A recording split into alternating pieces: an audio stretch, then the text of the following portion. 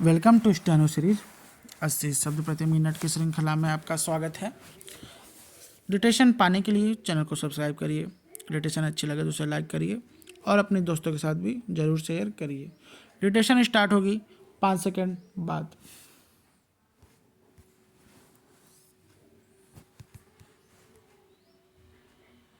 Ready start.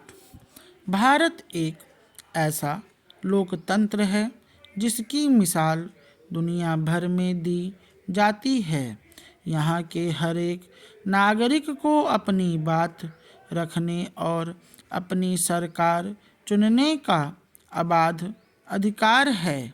यहाँ मतदान केवल एक प्रक्रिया नहीं होती बल्कि देश के भविष्य को दिशा देने वाला ऐसा मौका होता है जिसमें कमोबेश सभी वयस्क नागरिक हिस्सा लेते हैं। भारतीय संविधान उनको यह अधिकार देता है कि वे मतदाता बनकर मतदान प्रक्रिया में भाग लें। यही कारण है कि यहाँ मताधिकार पूरी जिम्मेदारी और समझदारी से निभाई जाती है।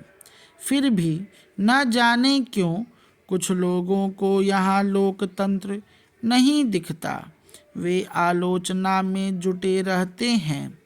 आलोचना अगर सही बात के लिए हो तो समझ में आता है और उसका स्वागत भी किया जाना चाहिए, लेकिन बेवजह किसी को कटघरे में खड़ा करना समझ से परे है।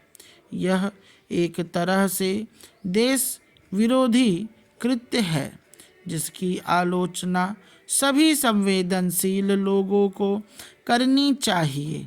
भारत में नागरिक कितने जागरूक हैं इसका पता इससे भी चलता है कि लोग सरकारों तक की आलोचना से नहीं डरते। वे तथ्यों के आधार पर फैसले लेते हैं।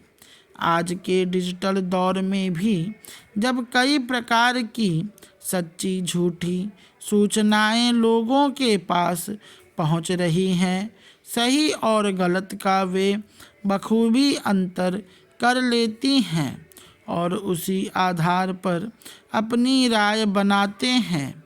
देखा जाए तो भारतीय लोकतंत्र की मजबूती की एक बड़ी वजह यही है कि लोग जागरूक हैं और अपने हितों की रक्षा करना जानते हैं।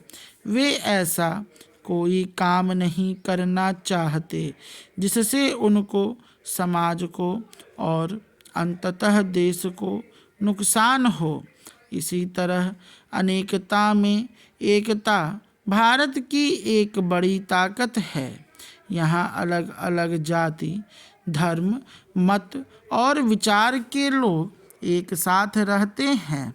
यह किसी भी लोकतंत्र की खूबसूरती ही होती है कि उसके यहाँ अलग अलग विचार के लोग पले बड़े पढ़ें और एक दूसरे का सम्मान करें।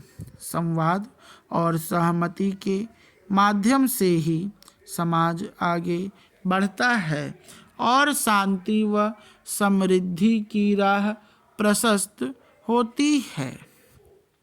हाँ, कुछ घटनाएं भी सामने आती रहती हैं जिनके आधार पर लोकतंत्र पर सवाल उठाया जाता रहा है, लेकिन उनको अपवाद मानना चाहिए। असल में लोग अब अधिक अधिकार संपन्न हो गए हैं। विशेष तौर पर डिजिटल दुनिया ने उनको कई तरह की ताकतें दी हैं। उनका इस्तेमाल वे अपने अधिकारों की रक्षा के लिए करते हैं। इसलिए यह कहना सही नहीं होगा कि देश में लोकतांत्रिक मूल्यों का ह्रास हो रहा है। अलबत्ता इसमें और बढ़ोतरी ही दिख रही है, जिस कारण विश्व मंचों पर भारत का कद लगातार बढ़ा बढ़ रहा है। स्टॉप।